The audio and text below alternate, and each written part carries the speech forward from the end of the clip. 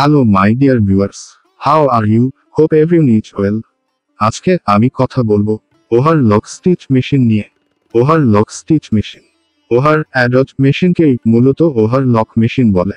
এরূপ সেলাই মেশিনে একটি অথবা দুইটি নিডেল থাকে এবং নিডেলের মুখেই অটোমেটিক্যালি কাপড়ের প্রাপ্ত কাটার নাইফ থাকে।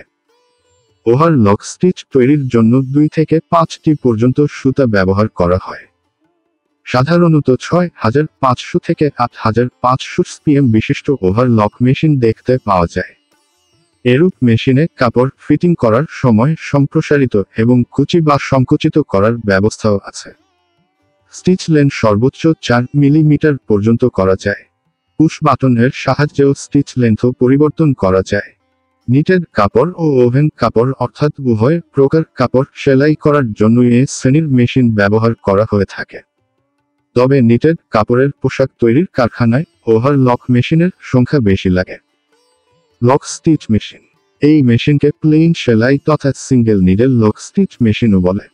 গার্মেন্টস শিল্পে ব্যবহৃত লক স্টিচ সেলাই মেশিন সাধারণত একটি নিডেল বিশিষ্ট হয়ে থাকে, তবে 2টি নিডেল বিশিষ্ট লক স্টিচ মেশিনও ব্যবহার করা হয়। লক স্টিচ সেলাই মেশিনের সাথে বিভিন্ন রকম ফিড মেকানিজম পাওয়া যায়। বিভিন্ন ধরনের ও বিভিন্ন কোম্পানির লক স্টিচ মেশিনের সেলাইয়ের গতি বিভিন্ন রকম হয়ে থাকে।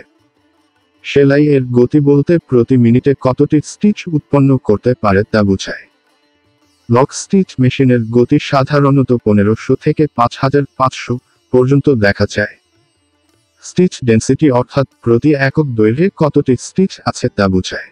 মেশিন ও কোম্পানি থেকে স্টিচ ডেন্সিটি বিভিন্ন রকম হতে পারে। জুকি কোম্পানি উচ্চ 2-5500 মডেলের সর্বোচ্চ 5 মিলিমিটার দৈর্ঘ্য বিশিষ্ট স্টিচ তৈরি করা যেতে পারে।